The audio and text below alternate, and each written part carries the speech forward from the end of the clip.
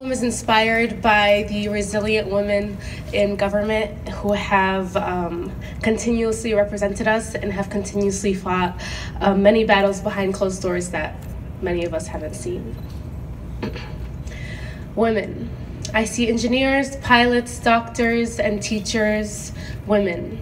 I see politicians, judges, lawyers, and presidents, women.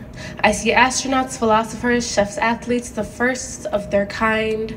I see women in all fields and spaces.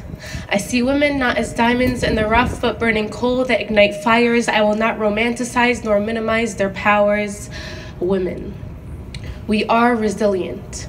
We carry the next generation in our wombs and on our backs as we pass on our education and facts.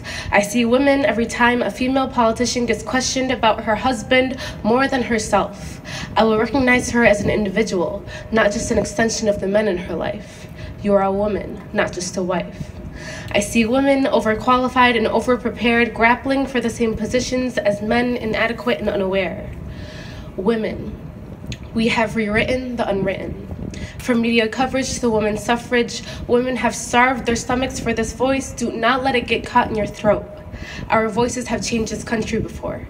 How do you think we got the right to vote? We are not the others. We are made up of all races, classes, creeds, and colors. We are not the bystanders of the system. We make up the system.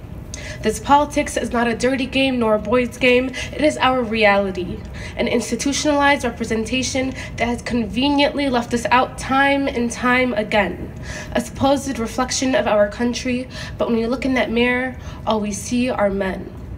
Do not erase our presence. Hear our voice and make it heard. Show up and vote. Read the research, the literature, and the policies that women wrote. Do not let our ideas become another footnote.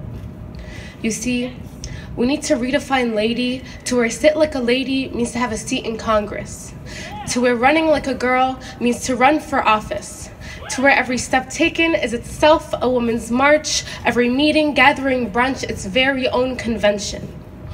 You see, every action we take is revolutionary. When our bodies are politicized, when our voices are minimized, when our ideas are trivialized, women, let's not be tokenized in our own governments. The election of women shouldn't be unprecedented, it should be expected. Let's not change the narrative. Let us write our own and stop building off of something that was never meant to make us known. And I apologize to the young women who have sharpened their skins so finely only to realize the strength of their points still couldn't pierce that glass ceiling. But I urge you, do not forget that feeling. Use that as motivation to challenge rules and laws that are demeaning, and believe me, equal representation would allow this country to go farther than your imagination. Believe me when I say your ambitions and aspirations can change this nation.